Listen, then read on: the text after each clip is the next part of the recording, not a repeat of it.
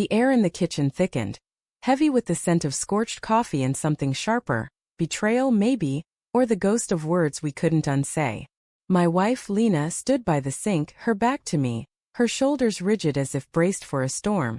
"None of my 4 lips belong to you anymore," she said, her voice a blade, slicing through the morning's fragile quiet. I froze, my hand halfway to the mug on the counter, the words clawing into my chest like a sudden frost. "For lips?" The phrase was grotesque, intimate, a riddle that made my stomach churn. I wanted to laugh it off, to call it one of her cryptic jabs, but the way her fingers gripped the edge of the sink, white-knuckled, trembling, told me this was no joke. "Then live with your debts alone," I shot back, my voice cracking under the weight of my own confusion. "Debts?" I meant the mortgage, the car payments, the life we'd built brick by brick over 12 years. But as the words left my mouth, they felt hollow, like I was throwing stones at a shadow I couldn't see. Lena didn't turn around. The faucet dripped, each plink a heartbeat in the silence, and I stood there, rooted to the linoleum, waiting for her to explain, to take it back, to do anything but let that sentence fester. It had started weeks ago, though I hadn't seen it then. Small things, her phone face down on the table, the way she'd linger in the driveway after work, staring at nothing. I chalked it up to stress. Her job at the gallery was demanding, all late-night openings and clients who thought money bought charm. I'd rationalized the distance, told myself it was just a phase, that marriage was a pendulum swinging between closeness and space. But there were moments that snagged like thorns under skin. The faint musk of unfamiliar cologne on her scarf, the way she'd flinch when I touched her shoulder, as if my hand carried an accusation. Now, standing in that kitchen, her words echoed in my skull. "For lips." The phrase was deliberate, a taunt, and my mind raced to decode it. Was she confessing? Mocking me? Or was it something else entirely, a metaphor I was too dense to unravel? My heart thudded, a dull ache spreading through my ribs. I wanted to grab her, to demand answers, but my feet wouldn't move.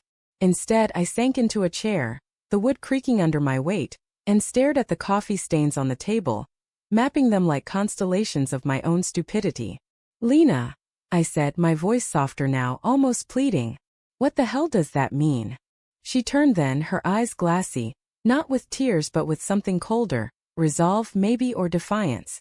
Her lips, the ones I'd kissed 1,000 times, were pressed into a thin line, and for a moment I saw a stranger. "You don't get to ask that," she said, each word measured like she was laying out evidence in a trial. "You don't get to play the victim here." The accusation stung, a slap I hadn't seen coming. Victim?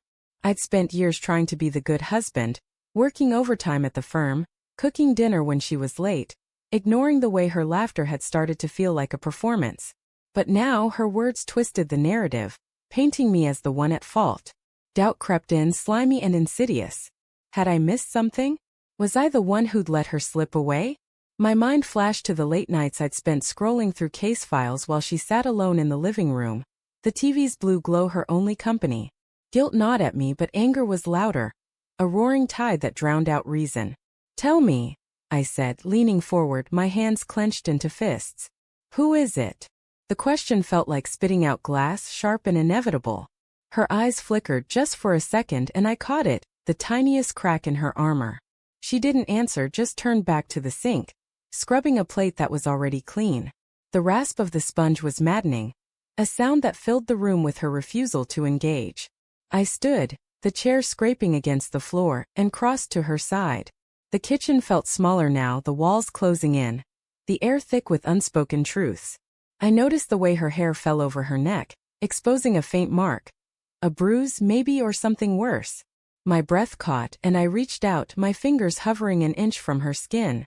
"Lena," I whispered, my voice breaking. "What did you do?" She spun around, the plate slipping from her hands and shattering on the floor. Shards of porcelain skittered across the tiles, glinting like broken promises.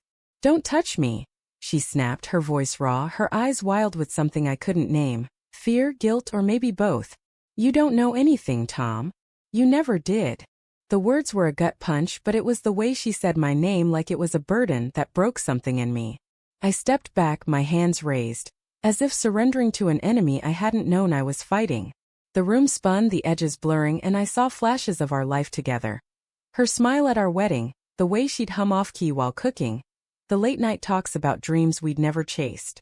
Had it all been a lie? Or had I been too blind to see the cracks? I thought of her phone always locked now, the notification she'd swipe away before I could see. I thought of the gallery owner, Marcus, with his slick smile and 2 long handshakes. I'd dismissed him as a pretentious ass, but now my mind conjured images I couldn't shake. His hand on her waist, her laughter at his jokes, the 2 of them in some dimly lit corner of an art show. My stomach twisted, bile rising in my throat. "Is it Marcus?" I asked, my voice barely above a whisper. Her silence was louder than any confession. She bent down, picking up the broken plate, her movements mechanical, as if she could piece it back together. I wanted to scream, to shake her, to make her feel the chaos she'd unleashed in me. But instead I stood there, paralyzed by the weight of what was coming undone. The doorbell rang, a sharp chime that cut through the tension like a guillotine. Lena froze, her hands full of jagged porcelain, and for the first time, I saw fear in her eyes, real visceral fear. "Don't answer it," she said, her voice low, urgent. But I was already moving, my feet carrying me to the door, driven by a need to know, to see the truth for myself.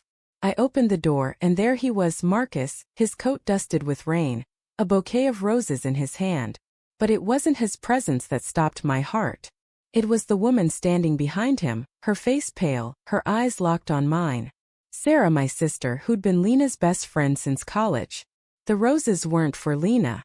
They were for Sarah. "Lena," Sarah called, her voice trembling as she pushed past Marcus. "We need to talk. Now." My wife appeared in the doorway, her face a mask of shock, the broken plate still in her hands.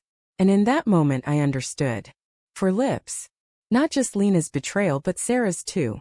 The debt wasn't just ours. It was theirs, a tangled web of secrets that had been unraveling for years. I stepped back, my chest heaving, as the truth crashed over me like a wave. Lena hadn't just betrayed me with Marcus. She'd betrayed me with Sarah, her best friend, my sister. The roses, the glances, the late nights. It all clicked, a puzzle I'd been too naive to solve. "You both," I said, my voice a hollow echo. "All this time." Lena dropped the plate again, the shards scattering like confetti at a funeral. Sarah reached for her, but Lena pulled away, her eyes darting between us, wild with panic. "Tom, I didn't mean," she started. But I was already turning, walking out into the rain, the cold biting into my skin.